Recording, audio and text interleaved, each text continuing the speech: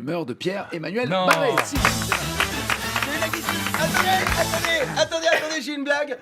Qu'est-ce que c'est plein de chats malhonnêtes qui se réunissent pour décider comment ils vont arnaquer les autres chats?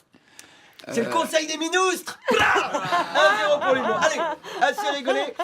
C'est l'heure de ma revue de presse et aujourd'hui on va parler de ce lieu convoité par tellement d'enculés qu'on dirait la fistinière, l'Elysée. Jingle. Être président, c'est très très bien. Quand t'es élu, tu fais un beau discours en disant tu vas représenter dignement la France, mais après il y a des dossiers compromettants qui sortent sur toi et tout le monde découvre que t'es une grosse pute. En fait, président, c'est comme Miss France, sauf que personne s'est jamais branlé sur le portrait officiel de François Hollande. Oh, mais non. Tenez bon Uber Eats, il y en a plus que pour 4 minutes. Wouh. Alors, vous le savez, on connaîtra après-demain, la liste officielle des candidats, mais pour l'instant, ils sont plus de 40 encore en campagne. Putain, mais qu'est-ce que vous avez tous à vouloir devenir président?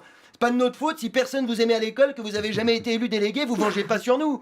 Hein, si ce que vous voulez c'est mesurer votre notoriété, faites une chaîne YouTube, comptez les petits pouces en vous doigtant le cul et arrêtez de nous casser les couilles. Hein, ça ne sert à rien, un président. C'est juste bon à prendre un coup de soleil sur les Champs-Élysées le 14 juillet et à sucer des Saoudiens sous leur djellaba pour vendre des rafales. Autant élire Clara Morgan, on vendra plus d'avions. Hein. ou même David Pujadas, il sait tellement bien sucer les politiques qu'il pourrait vendre des sous-marins à la Suisse. Bref, alors on va devoir attendre le 7 mai pour connaître le candidat que les Français vont regretter d'avoir élu pendant 5 ans. Mais pour l'instant, la campagne est magique, on se régale. C'est du jamais vu. On a l'impression que la République est une gastro, toutes les 10 minutes, elle chie une affaire sur un candidat.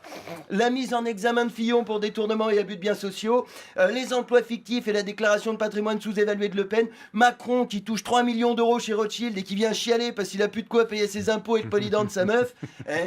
C'est pas 500 signatures. C'est pas 500 signatures qu'on devrait leur donner, c'est 500 coups de latte dans la gueule. On met les candidats en ligne et blah, une droite par signature récoltée. Là, Henri Guénaud, il va bien fermer sa gueule. Non, mais en fait, c'est bon, j'ai pas les 500 parrainages, mais c'est pas grave, 17, ça me suffit. Alors, celui qui est au top en ce moment, c'est quand même François Fillon. Le mec, il a tellement d'histoires au cul, on dirait Père Castor.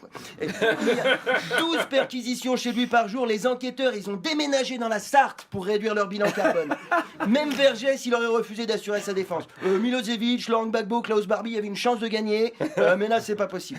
Je sais même pas comment il va faire pour continuer à faire campagne, Fillon. Il passe tellement de temps au commissariat, il paraît que les flics lui ont demandé de participer au pot commun pour le café et le PQ. Et là, je peux vous dire, les autres candidats, ils en peuvent plus, ils sont excités comme Morandini devant une pub Pampers. Hein, c'est simple, quand elle a appris la mise en examen de Fillon, Marine, elle a joui sur place. C'était Aqua Boulevard au siège du FN, ils ont été obligés de mettre des panneaux sols glissants partout. Elle a fait un jet tellement puissant, elle a crevé le deuxième œil de son père. Ah, je suis aveugle, tout est noir autour de moi, c'est horrible. Même Macron, il a mouillé quand Fillon s'est fait gauler par les juges. Il avait déjà volé son programme, il était chaud pour récupérer les électeurs. Et hier à 17h, paf, une enquête ouverte par le parquet financier pour favoritisme sur l'organisation de sa petite sauterie à Las Vegas. C'est con, hein.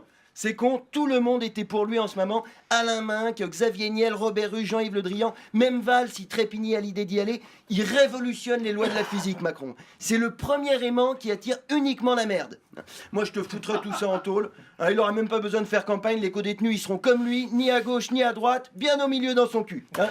Pardon, je suis énervé.